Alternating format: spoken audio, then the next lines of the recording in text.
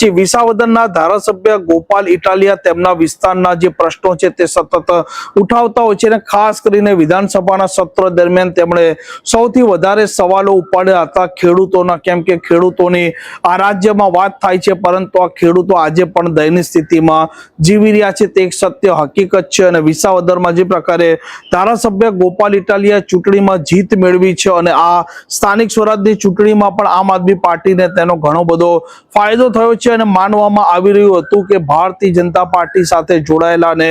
પૂર્વ મંત્રી જવાહર ચાવડા છે તે ક્યાંક ને ક્યાંક રાજકીય સોગઠા ગોઠવી રહ્યા છે અને તેનો સીધો લાભ છે તે વિસાવદરના ધારાસભ્ય ગોપાલ ઇટાલિયા છે તેમને થઈ રહ્યો છે। અને વધુ એક કાર્યક્રમમાં આ ધારાસભ્ય અને પૂર્વ મંત્રી બંને સામે પણ દેખાયા છે અને ભૂતકાળમાં પણ જ્યારે આમ આદમી પાર્ટી જીતી છે તે સમયે પણ ત્યાં ઉભા રહેલા આમ આદમી પાર્ટીના કાર્યકરોએ આ જવાહર ચાવડા છે તેમને યાદ કર્યા છે। અને વિસાવદરમાં પણ જે પ્રકારે ભારતીય જનતા પાર્ટીમાં આંતરિક કલહ છે, જુનાગઢ જિલ્લામાં આંતરિક કલહ છે અને જે પ્રકારે અરવિંદ લાડાણી ભારતીય જનતા પાર્ટીના ધારાસભ્ય છે અને તેમના સામે રહ્યા છે આ પૂર્વ મંત્રી જવાહર ચાવડા, તે બંને અત્યારે ભારતીય જનતા પાર્ટીમાં છે પરંતુ બંનેના વચ્ચે ક્યાંક ને ક્યાંક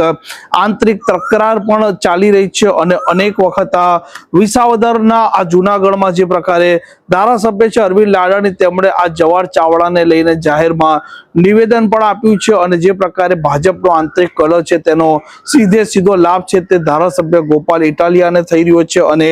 આ જ ચિત્રો હવે જે પ્રકારે સ્થાનિક સ્વરાજની ચૂંટણીના પરિણામો આવ્યા અને તેમાં આમ આદમી પાર્ટીને જે પ્રકારે સીટો મળી, તાલુકા પંચાયત મળી, તેમાં પણ ચિત્ર આ વિવાદોનું દેખાઈ રહ્યું છે।